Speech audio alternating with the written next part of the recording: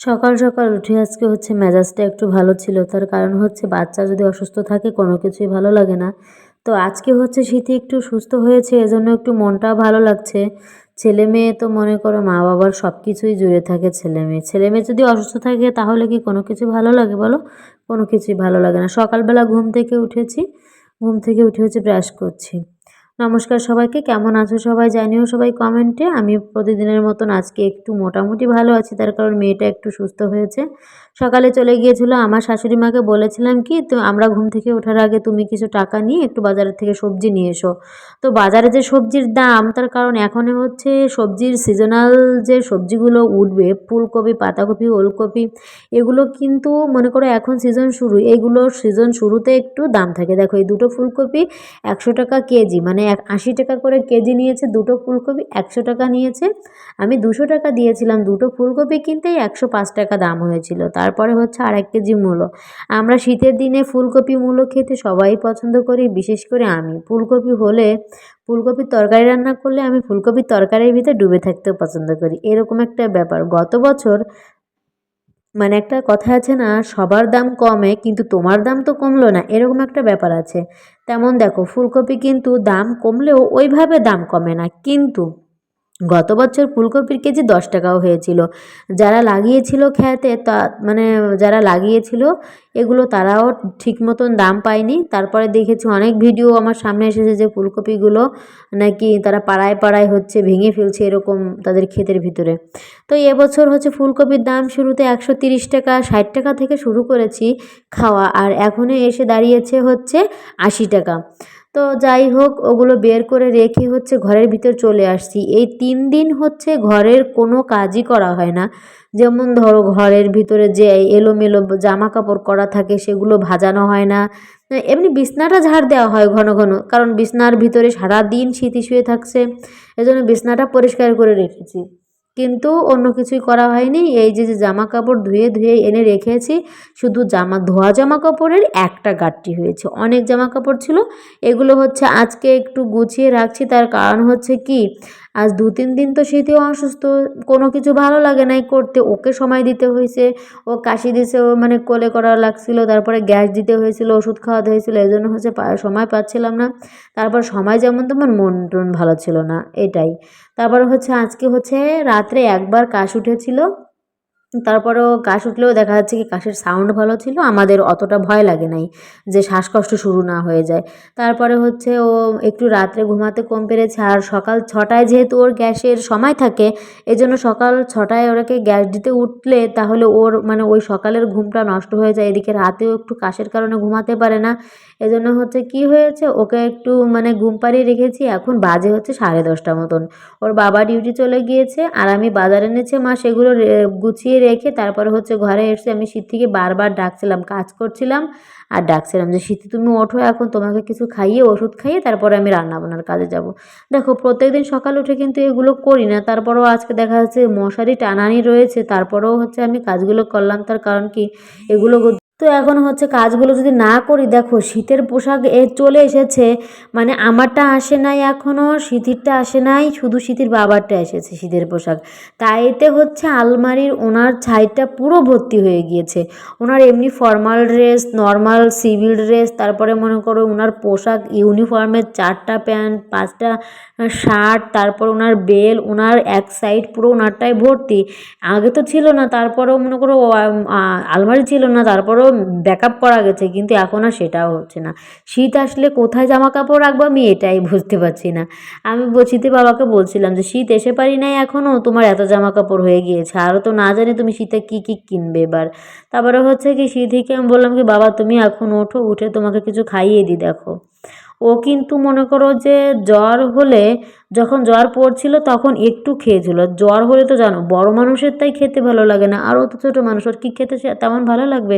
তারপরে হচ্ছে কি অ্যান্টিবায়োটিক দিলে মনে করো কিছু যদি না খাইয়ে অ্যান্টিবায়োটিক খাওয়ানো হয় আরও তো ক্ষতি হয়, এই জন্য হচ্ছে দেখা যাচ্ছে কি একটু ভাতের রস গেলেও দেখা যাচ্ছে কি অ্যান্টিবায়োটিকটা একটু কাজ করবে বেশি। তো এই কদিন তো তেমন কিছুই খাইনি, ওই একটু মানে ডিম, একটা ডিম ভাজি করে দিলে সেই একটা ডিম থেকে 2 গাল ডিম খেয়েছে, তারপর ওষুধ খাইয়ে দিয়েছি। আর লুডুসও এরকম, লুডুসটা একটু পছন্দ করে, স্যুপ লুডুস খেয়েছে। আর আজকে হচ্ছে কি সকালে এখন উঠে খাওয়ানো হয়নি, তা আমি মনে মনে চিন্তা করছি কি আজকে ডিম ভাজি আর ভাত করে দেবো, কিন্তু ভাত তো গালে দেয় না, ওই ডিমটাই শুধু ছিঁড়ে ছিঁড়ে ডিমটাই খাবে আর কিছু খাচ্ছে না। আমি বলি যদি ও 5টা ডিম খেয়ে ওর পেট ভরে থাকে তাহলেও ভালো, 5টা ডিমই খাক, সমস্যা নেই। নাই মামা থেকে কানা মামা ভালো, মোটে খাচ্ছে না আর তোর ডিম খেয়ে পেট ভরা, এটা হচ্ছে কথা। তা যাই হোক, মনে করো ও সুস্থ হলে আবার অবশ্য খাবে, তার কারণ যে ও এরকম না, মনে করো যে কিছুদিন হচ্ছে ওর একটু ক্ষুধা নিবারণের এটা ছিল, তার কারণ হচ্ছে ওর প্রচণ্ড কিমড়ি হয়েছিল পেটে, এই কারণে হচ্ছে ওর ক্ষুধা লাগতো না তেমন, খাইতো না তেমন।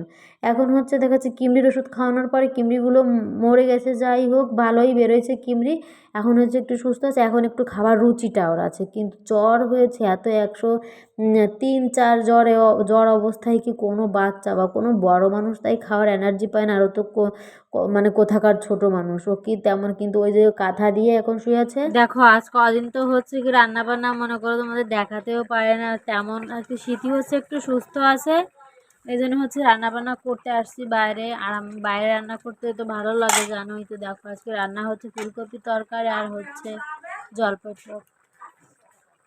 ফোনে এই দেখো জীবনে আজকে প্রথম হচ্ছে জলপাই দিয়ে মাছ দিয়ে টক রান্না করছি, আমি আগে পরে খেয়েছি কিন্তু রান্না কখনো করিনি। তো আজকে হচ্ছে ফুলকপি মূলো দিয়ে হচ্ছে তরকারি রান্না করছি, মাছ ছিল অনেকগুলো, মাছ দিয়ে রান্না করছি, আর হচ্ছে কি টকটা রান্না করেছি যে ওই টকটা খেলে মুখে অনেক রুচি হয়। মনে করো যে তোমার কোনো কিছু দিয়ে খেতে ইচ্ছা করছে না, এই হচ্ছে জলপাই দিয়ে, জলপাইয়ের চাটনি বলো, টক বলো, জলপাইয়ের মাছ দিয়ে রান্না বলো, যেটাই বলো সব কিছুই কিন্তু মুখে রুচি আনে। তো সব দিন তো আর একরকম মন মানসিকতা থাকে না, তো আজকে তো শীতের মানে একটু শরীরটা একটু সুস্থ, আজকে একটু ভালো লাগছে যে না একটু সুস্থর দিকেও আস্তে আস্তে ধাবিত হচ্ছে।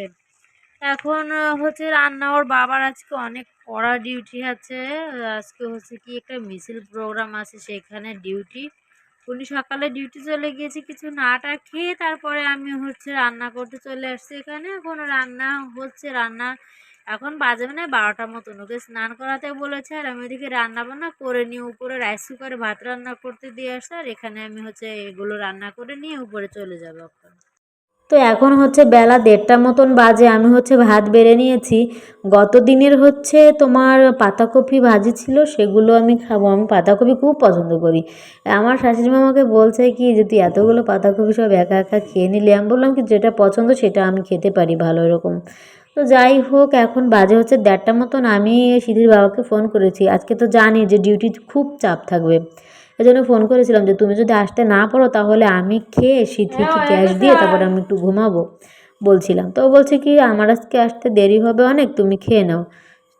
তো ও এটা বললো, আমি হচ্ছে খেতে বসছি, তাই এখনই হচ্ছে 1:30 মতন বাজে, খেতে খেতে মনে করো 10-15 মিনিট লাগবে, তারপরে হচ্ছে সিদ্ধিকে গ্যাস দেওয়া হচ্ছে 2টোর সময়, 8 ঘন্টা পর পর গ্যাস, আজকে যদি 2টোর সময় দিই তাহলে হচ্ছে তোমার 2টো, 3টে, 4টে, 5টা, 6টা, 7টা, 8টা, 9টা, 10টার দিকে আবার হচ্ছে গ্যাস দেওয়া, এখন হচ্ছে কি 8 ঘন্টা পর পর, আমি দিচ্ছি 6 ঘন্টা পর পর, কিন্তু এখন হচ্ছে 8 ঘন্টা পর পর, এই যে ডাক্তার দেখিয়েছি এই ডাক্তার বলেছে কি যে 8 ঘন্টা পর পর দিলেই হবে।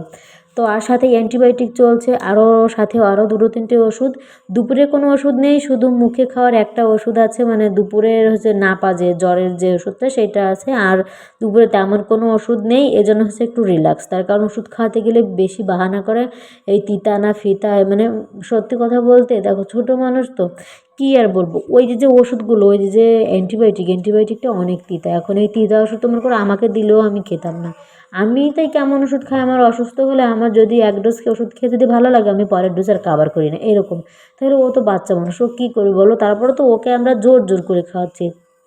তারপর হচ্ছে তুলসী পাতা বেটে রস করে খাওয়াচ্ছি, দুবেলা দুবেলা খাওয়ানো হয়, একবেলা মানে একবেলা হয় না, বেশিরভাগই দুবেলা হয়, ওটা হচ্ছে আমার শাশুড়ি মা করে। তো এই যে এখনই হচ্ছে বেলা 4টে মতন বাজে, আমি দুপুরে খেয়ে দিয়ে হচ্ছে সিতিকে নিয়ে ঘুমিয়েছিলাম, ওর বাবা এসেছে 4টের পরে, তারপরে এসেই হচ্ছে একটু শুয়ে পড়েছে, বলেছে কি তোমাদের ঘুম হয়ে গিয়েছে তোমরা এখন চলে যাও এখান থেকে, আমাকে একটু ঘুমাতে দাও, আমি এখন ডিউটি করেছি, ওর বাবারও ঠান্ডা লেগেছে। দেখো এখন হচ্ছে ঋতু পরিবর্তন, এই জন্য হচ্ছে এই সমস্যাটা হচ্ছে, ঋতু পরিবর্তন মানে করো একটু দিনে একটু গরম হয়, রাত্রে ঠান্ডা, মনে নতুন নতুন ঠান্ডা পড়লে যেটা হয় মানে সিজনাল যে প্রবলেমটা সেইটা হচ্ছে এখন, এটা সবারই কিন্তু হচ্ছে। সন্ধ্যা হয়ে আসছে প্রায়, ওই দেখো আমার বেলকনিতে দেখা যাচ্ছে বাইরেটা কেমন অন্ধকার অন্ধকার হয়ে আসছে। তো ও এটা নিয়ে, আমি একটা তাল পিঠে বানিয়েছিলাম, আমি আর ও তাল পিঠে ওরকে একটা দিয়েছে, আমি একটা খাচ্ছি, ও একটু একটু করে খাচ্ছে। ওই দুদিনে শুকিয়ে গিয়েছে, ওর জ্বরে দুদিনে শুকিয়ে গিয়েছে। আর হচ্ছে কি ছিল বলো তো, ওর হচ্ছে কি যে কাশি, যে পরিমাণে কাশি ও দেয়, ওই কাশিতে ওর ক্যালোরি অনেক বার্ন হয়ে যায়, এজন্য ও আরও শুকিয়ে যায়।